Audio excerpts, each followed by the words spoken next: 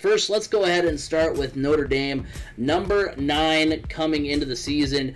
Looking at their offense, no more Ian Book, Jack Cohn in, as B. Scott mentioned earlier. In his 2019 campaign, which is his last season playing, he completed 70% of his passes for 2,727 yards, 18 touchdowns, 5 interceptions. He was 6th in passing in the Big Ten. You also get back Michael Mayer, leading returning receiver. He's a tight end who got 42 passes for 450 yards and 2 touchdowns in 2020. You mentioned it, B. Scott. He's going to do a lot of handing off the football. Well, he does have Kyron Williams back there in the backfield with him, who on 211 carries last season ran for 1,125 yards and 13 touchdowns. He is their leading rusher. On the defensive side of things, the Notre Dame defense was ranked 25th in 2020. They get back defensive lineman Isaiah Foskey, who had 4.5 sacks in 2020, the leader among returnees, and then safety Kyle Hamilton, 63 tackles and an interception in 2020. He was the tackles leader when it comes to players that are returning. I think he was already just regularly the tackles leader for Notre Dame last year. So looking at the Fighting Irish, I do think Jack Cohn is going to be a solid fit. I mean, he's coming from another offense that is very run-based in Wisconsin, or at least is more known for being run-based. So it's not like he's being asked to go from a run-heavy offense to go sling the ball 40 or 50 times a game. He's going to be handing the football off a lot. He's got a good offense and defense behind him. He doesn't really have to be more than a game manager, which is what he is. He is good at.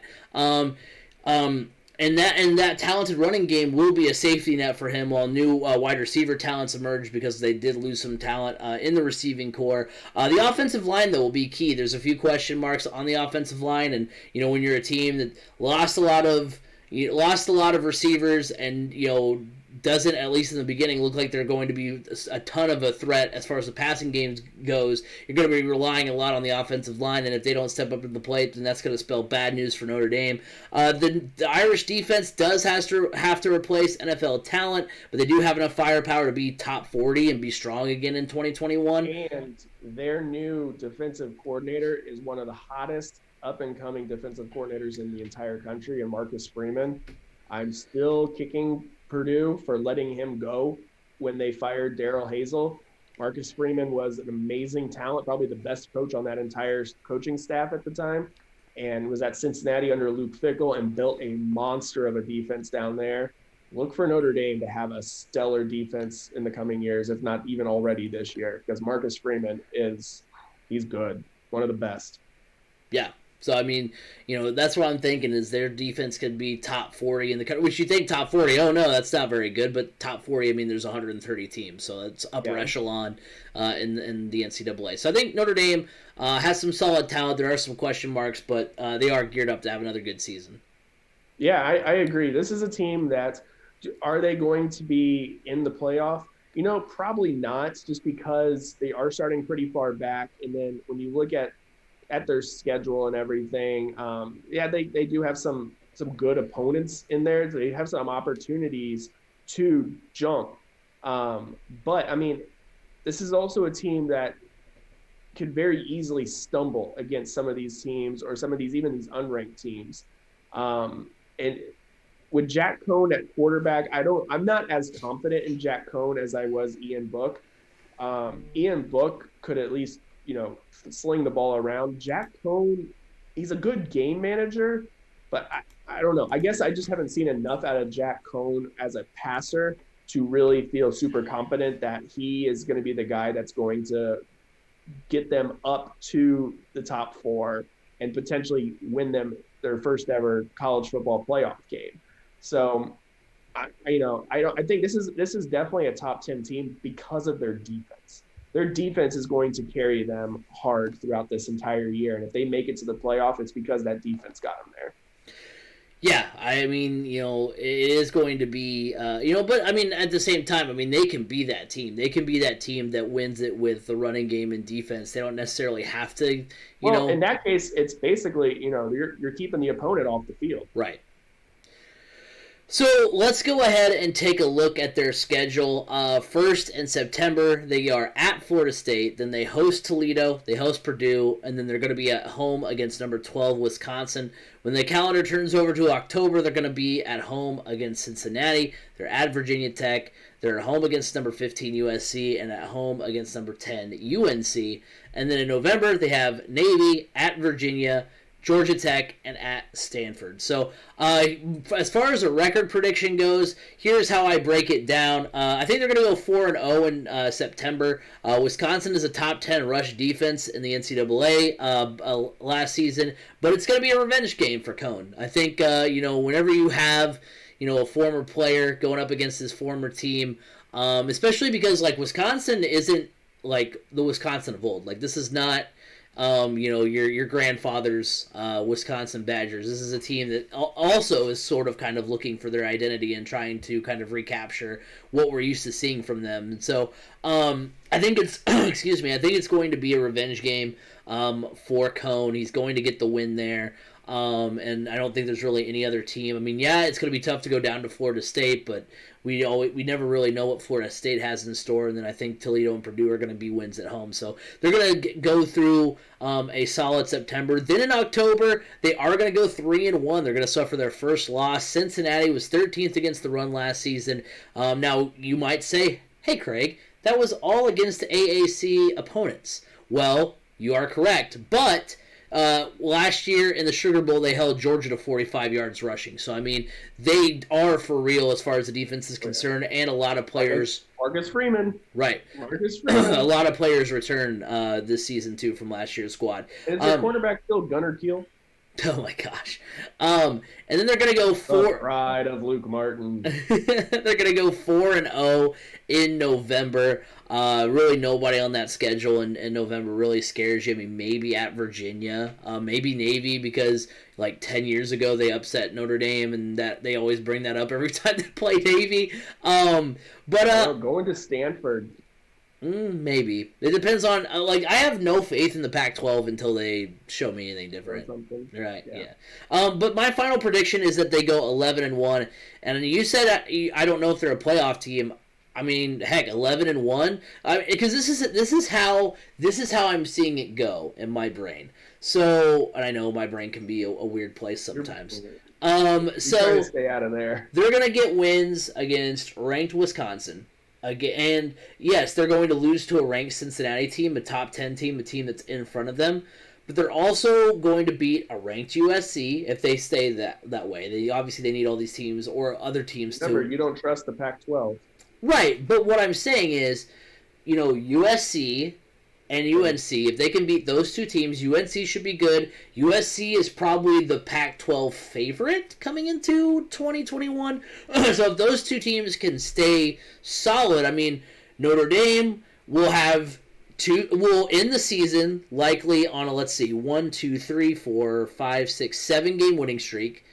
2 of those wins coming against ranked teams. Who knows what other teams are going to falter in front of them.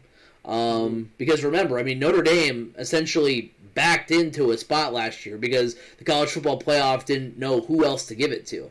Right. So I'm not saying they're a lock to be in either, but 11-1 definitely puts them in the conversation because especially with all those wins against ranked teams, I can see the narrative now being oh, does Notre Dame finally, are they bucking the trend of losing to ranked teams when essentially the only good ranked team they played, Cincinnati, they lost to. So, but I still think they're going to be in the playoff conversation at 11-1. Yeah, I think they could be in the playoff conversation. I just don't think they're going to be a playoff team. Just when you look at the teams that are ranked in the top 4, Alabama's not losing. Clemson's a toss-up. You don't know. And then Ohio State and Oklahoma. I mean, it's gonna be tough to crack 11-1. Yeah, that's definitely playoff worthy. But if you have 4 teams up there in the top 4 that are undefeated, right? 11-1 doesn't get you in. And when you look at the conferences these other teams are playing in, it's just you don't have that much faith in them losing. The caveat too is the fact that they need, if they're going to lose to Cincinnati, they need Cincinnati to stay good too. They can't but have that could also hurt them. Right, but no. Well, I mean, Cincinnati could end up taking one of those top. Cincinnati could be at 5, and then that's a buffer. Maybe, but really, you know how the college football playoff Notre works. Dame really wants a shot at making the playoff. They gotta go undefeated. That game against Cincinnati is a must-win. To be honest, it's a must-win because you need to leapfrog Cincinnati. You're ranked right now behind them, and if Cincinnati beats you. And if Cincinnati beats you, Cincinnati's running the table. Let's just be honest. Cincinnati's not tripping up. If they beat Notre Dame, they're not in South Bend. Too. Right. But you have Cincinnati beating Notre Dame. No, I do, and I think that'll happen. But what I'm saying is, like, I'm just going based on what we know from the College Football Playoff Committee. Like, I don't have a whole lot of faith that it will matter. Like, it'll matter more that Notre Dame loses to Cincinnati than it will that Cincinnati beat Notre Dame, because all Cincinnati has to do is lose to Memphis, and then they're like, oh well, Cincinnati stinks now. But and so like they're gonna lose to let's say they lose to Memphis, so then they're gonna drop behind Notre Dame. Notre Dame's gonna finish on a 7-game winning streak, beating USC and UNC. And they're going to be, and, you know, somebody in the top 4 is going to lose a game. And that's going to get them right back into that. But what's going to help Cincinnati is that if they beat Notre Dame, that means they've also beaten IU. That's 2 ranked wins right there. Right. But they also, basically all these 3 teams, IU, Notre Dame, Cincinnati, have to make sure they all stay good. Like, Cincinnati can't drop off, or IU can't drop off, which I think they might as far as record goes. So, like, But, you know, this is a Notre Dame team that's going to be in one of the Power 6 bowls or whatever they're called now. I don't know. They're going to be New playing Year's 6. New Year's 6, yeah. They're going to be playing in one of those top-tier bowls. It's all going to be okay. And they just may not be in the playoff, which I think if a Notre Dame team ends up getting left out of the playoff, that just might speed things up for getting an expansion done. It honestly, trying not to get too far into next week, but like it honestly depends on how Ohio State looks, how Clemson looks, because those are 2 teams that the college football. Clemson's more of a wild card in my mind than Ohio State. But regardless, either way, both of those teams have to be good. Oklahoma cannot drop a single game. Right. So if Oklahoma, Clemson, and Ohio State, which are 3 of the committee's 4, or 5 teams that they love, like if those 3 teams have 2 losses, then I mean I don't know. I don't like. It'll be. We might actually see some variety. We'll see Notre Dame for sure, but we might actually see some 2 different teams we're not used to seeing. So and we'll get more into this next week. Right. I don't want to derail us here, but right, because this is going to be a fun. It's going to be a fun year. Oh yeah, very excited. What's your final record prediction before we go to IU? I've got them at 10-2. Who do you have them losing to? I'd have them losing to Cincinnati and North Carolina. Okay, I did. Possibly even 9.